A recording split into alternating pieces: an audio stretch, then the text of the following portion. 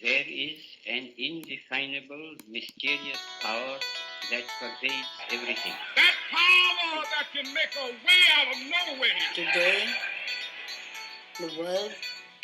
in the world, there's so much suffering because of that one of prayer. This is the Prayer Revolution Daily Podcast. I'm your host, along with co-host and dear friend, Doyal. And every day we come together and we say a prayer and set spiritual intention to recenter our consciousness, to bring our consciousness back to its pure state. And so that is what we're working on every single day. We're investing in awakening spiritually, and this is our little morning dose. We get a little morning espresso to bring us into deeper and more sincere and more conscious connection with our higher power. So, Doyal, how you doing today? I'm doing good. Love you guys and appreciate you guys and happy to be here. I love hearing your voice here. I feel like I can just close my lips and just listen to you all day. You guys, if you didn't notice, we reversed roles and just throwing it in there. And I'm trying my best to fill big shoes. Doyal holds some incredible space, and so Doyal, love to hear what's on your heart. Love to hear you pray. I love hearing you pray, and I've done probably about 75 of the prayers out of the 80 or however many we've done, and I did yesterday here. It's time for you. I know. I feel the same way. I want to keep my lips closed so I can hear your sweet heart. I don't think I should do back to back. I think we need you. We need you. Okay. All right. Who would like to hear Doyal pray this morning? Come on, Vira. Isn't it? God, come on. It's a consensus, bro. We got claps. We got hands. We got people rocking side to side. Who would like to hear Vira? Don't raise your hand, guys. Come on. Keep it down. You're not hurting my feelings. It's not hurting my feelings. All right. I'm pretty sure that, in order to really be of service today, that we will need to hear you pray. Okay, everybody. You asked for it. Everybody, close your eyes. Take a moment to pause. Get quiet with yourself. Allow yourself to tune into that inner frequency. Just take some deep breaths. Just be present. A lot of times when we are in conversation with another, we're not always present. We're not always there. We're there, but not there. Just take a moment to arrive and be here. Just tune into the rhythm of your breath. Notice any sensations in your body.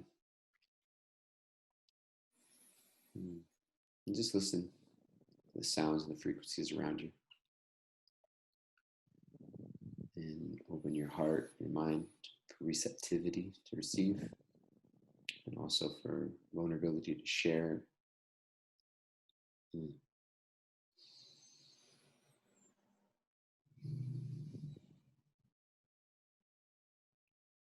Dear Lord, there's a lot going on in the world right now. There's a lot going on in my mind and my heart. And my prayer today is that for everybody in this world, including myself, that feels that I need to do something in order to be something, that we can settle into a state of faith, a state of confidence, a state of reassurance, that if I pause and sit in the stillness long enough, that you will speak to me exactly what I need to do, exactly where I need to be. And I pray that I have openness and that the world has an openness, that may be something totally different than what I've built my entire life to be up until now. Or maybe totally different than the conception I've built of what I think I need to be doing, what I think I should be doing or saying or reaching for. And I pray for my clarity and my courage to accept that guidance, to recognize it when it's shared with me, and to walk in the direction that you want me to walk, rather than push for something that I think I'm supposed to be doing. I pray to be pulled rather than to be pushed, rather than pulled by your guidance rather than pushed by my ego. I pray that for me, I pray that for all of us. And we chant your names every day. Hare Krishna, Hare Krishna, Krishna Krishna, Hare Hare, Hare Rama, Hare Rama, Rama Rama, Hare Hare.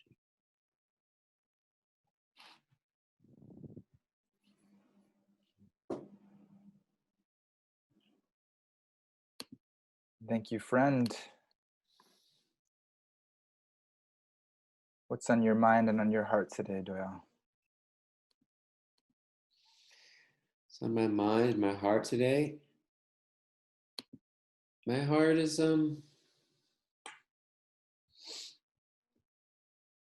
yeah, it was just oh, sorry, that was a yawn.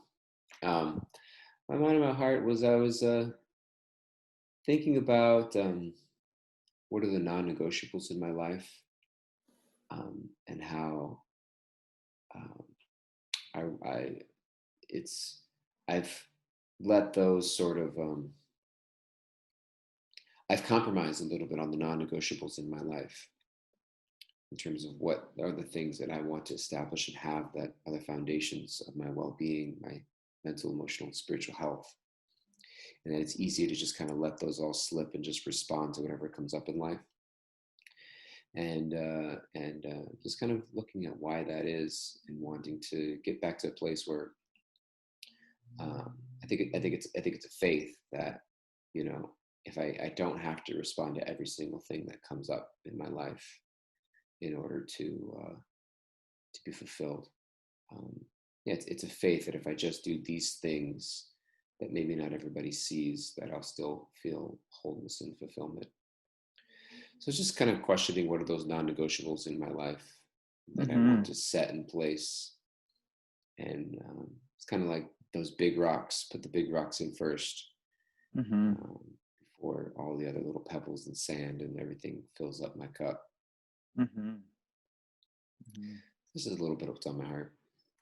Yeah, that's what are your non-negotiables? What are those big rocks that you feel like are foundational for living the type of life that we're aspiring for?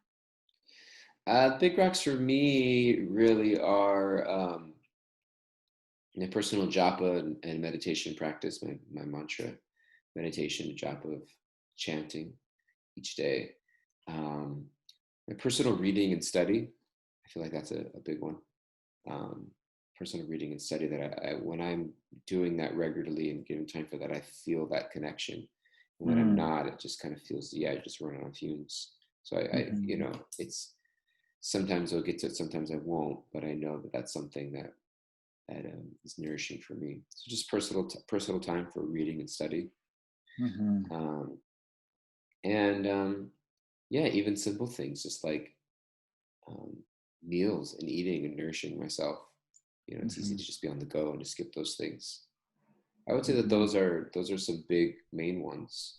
And then you know, I think also something else would just be family time. You know, spending time with my wife, and making sure that relationship takes a precedent and gets nourished, rather than it's easy for, you know, sometimes it's easy for the most important relationships in your life to just kind of get the scraps, you know, just kind of you fill up your day with all kinds of stuff, and then whatever you have left over, you know, it's like, oh, okay, I got 30 minutes at 8:45, you know, let's squeeze something in there.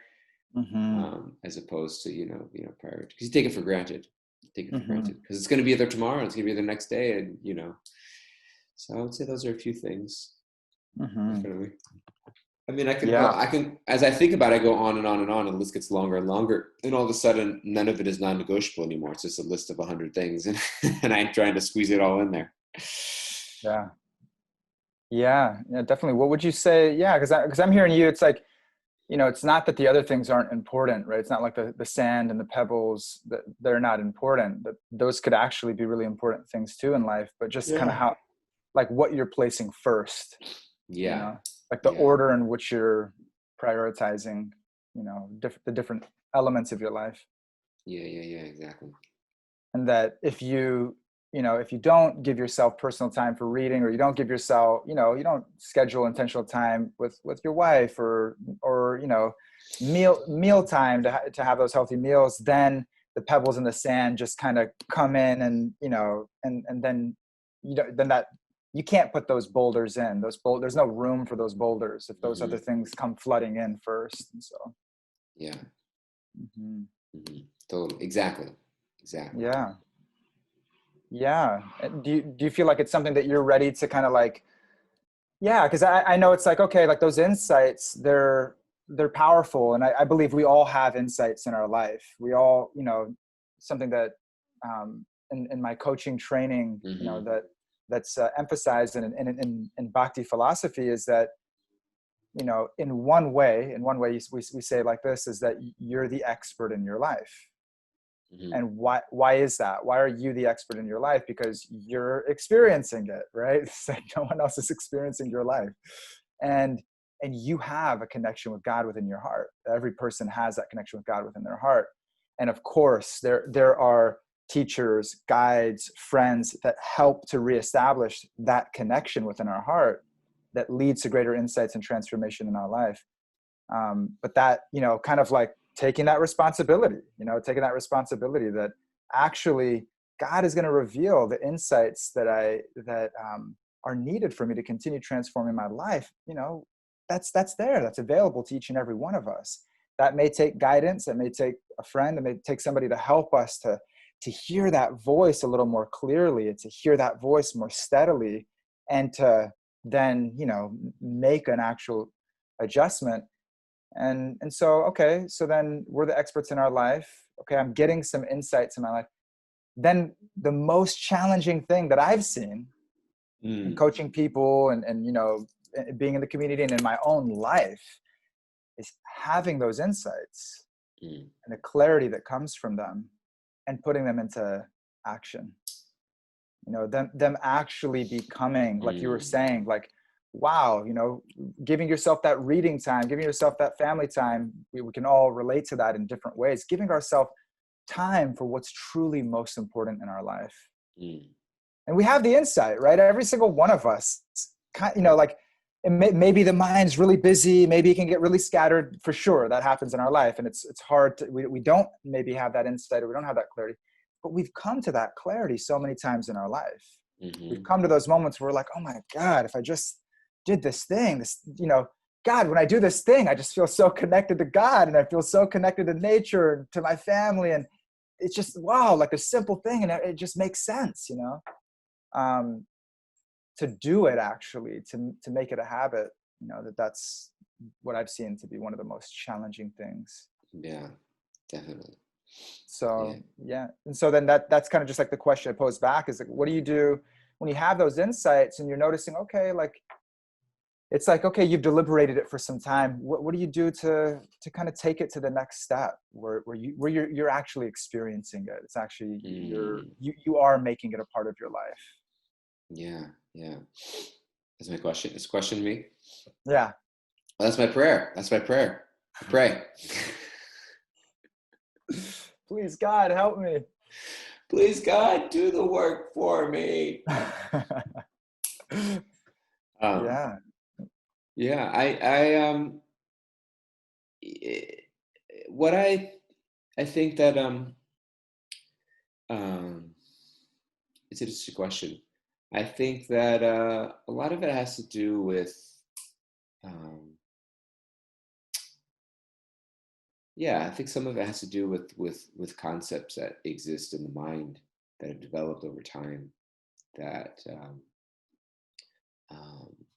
there's some, you know, so much of how we act and behave in the world is driven by unconscious unconscious concepts that have been created or built that dictate how we behave and how we react and how we do things, you know. And I think that really getting to the root of it is like, what's the agreement? What's the concept that I've created, or what that I believe in myself? Because ultimately, whatever we're doing, we're looking for something. We're looking for something, and or we're trying to avoid something, you know. And so I think that it's really asking the question, why? Why do I allow myself to be engaged in all this busyness? Why do I allow myself to get disturbed by X, Y, and Z? And I think it's understanding that underlying concept and then challenging the validity of that concept. You know what I mean? And so I think that that it turns towards it's a faith. I mean, the word Shraddha in Sanskrit, the word faith, literally means where I give my heart, where I give my heart. And so I think that there's a lack of faith in those non-negotiable things, and there's an increased faith in all of those other things. And so it's like, why have I put faith in all those other things?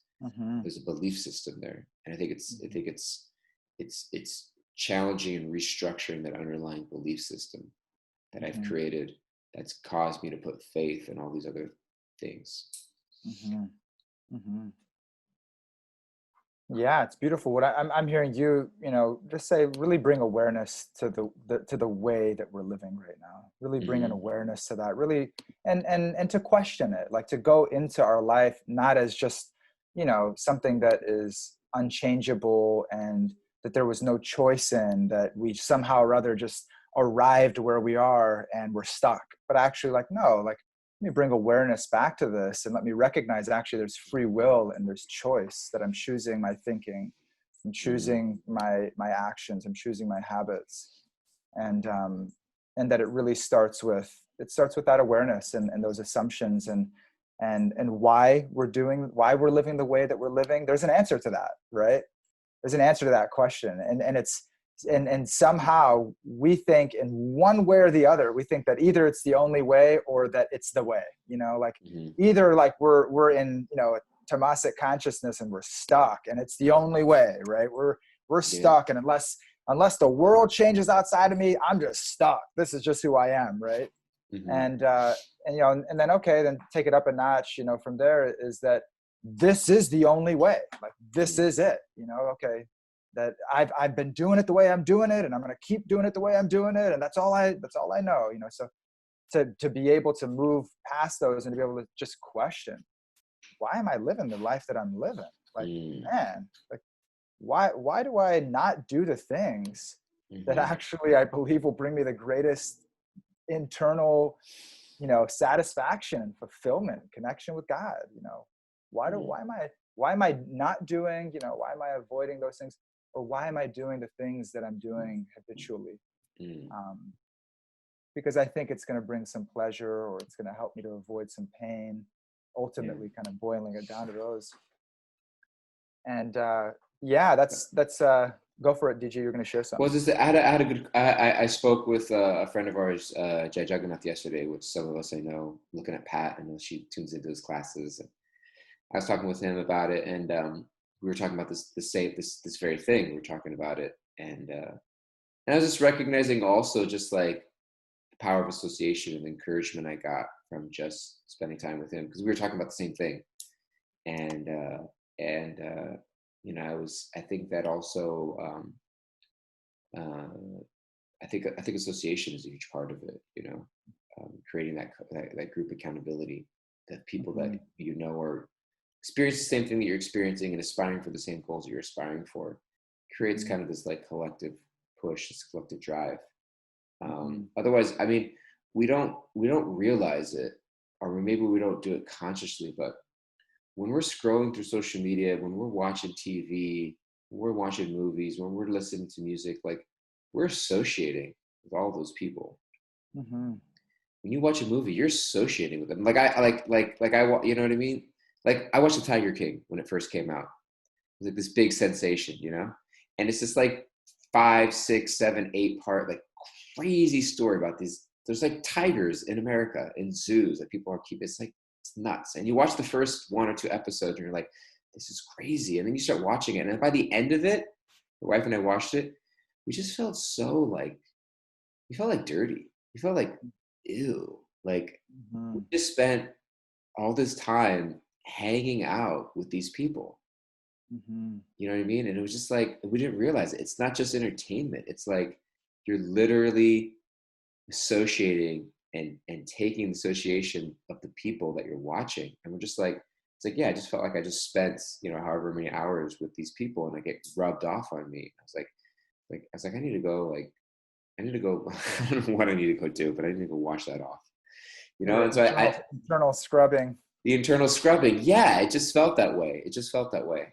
And so, and, um, so I think that happens often where we, these innocent pleasures that we give ourselves, whether it's, whatever stimulus we're taking in through music, through TV, through social media, etc., it sticks with us. It sticks on the consciousness, and that's the Mhm. association. And we don't, it's so subtle. It's so subtle, but you're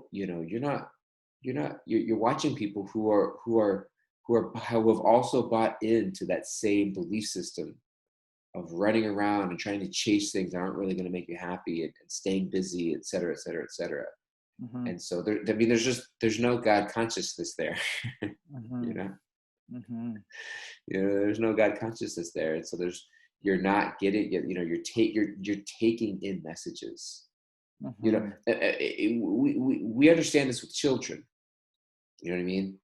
We think as adults we have, there should be ratings for it. We think that, there's PG-13. If you're under 13, make sure you're watching with an adult. Or rated R means like children can't watch it. But what about things for adults? Like, you know what I mean? Like there should be ratings like, if you're on a spiritual journey, please proceed with caution. You know what I mean? Like there should be ratings. You know what I mean? Like, this viewing will take you further away from your spiritual goals. You know what I mean? Like there should be like warnings for adults. Like Mhm. we're not immune.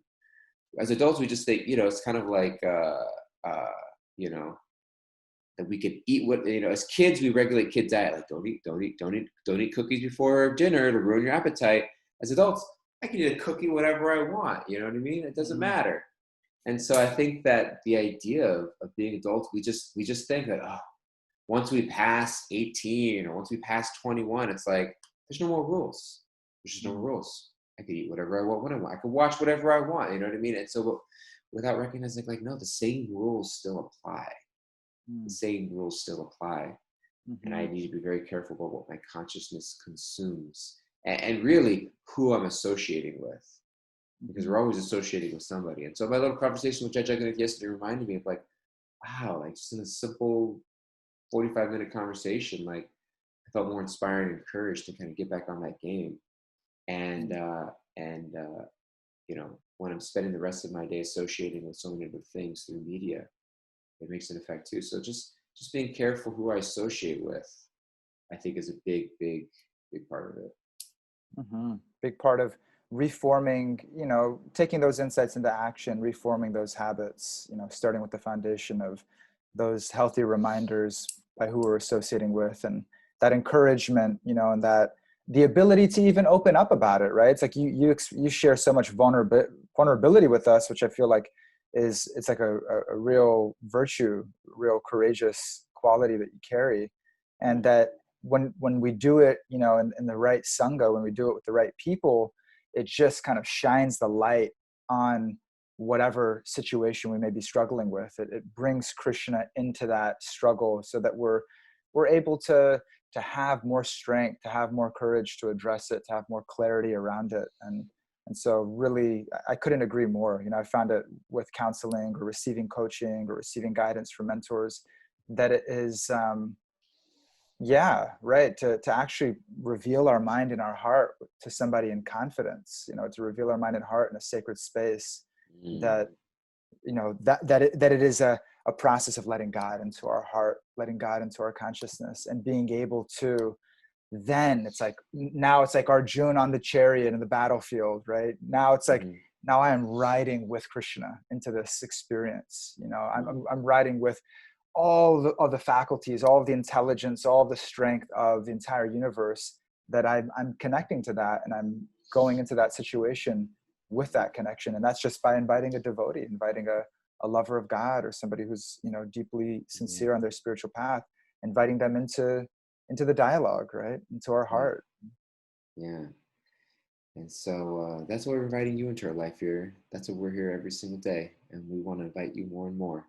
So thank you so much. I got to wrap it up because I gotta head up myself personally. I gotta be on the move because that's me. I'm always busy. I got the next thing. Next, cue the next. He scheduled his next appointment for 9:30. It's true. I love you guys all so much. You guys bring a lot of meaning to my life. I love you, Vira. Thank you so much for being a dear friend, for being helpful for all of us. Nicole, 9:31. Yeah, I got to schedule my next meeting for 9:31. So I love you guys all so much. You're so beautiful. Thank you so much for being here. Thank you for being here on Zoom. Thank you for being here on Facebook. Thank you for listening to Podcast Land. Quick public service announcement. This weekend, our good friend Yogi Charru is doing a summer cleanse, a summer solstice cleanse. If you feel like you've just been stuck inside eating cookies and bonbons and ice cream, I don't even know what bonbons are.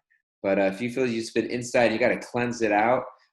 He has a beautiful, it's like a 2 or multi-hour cleanse that he does where you're drinking salt water, you're doing yoga poses, you're kind of clearing toxins from your body.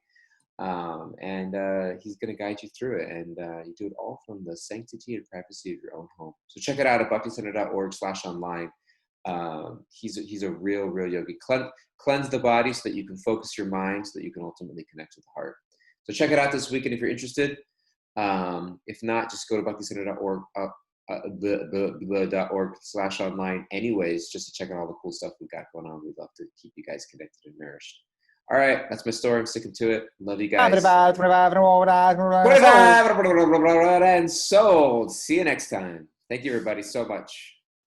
Have a beautiful day. Haribol.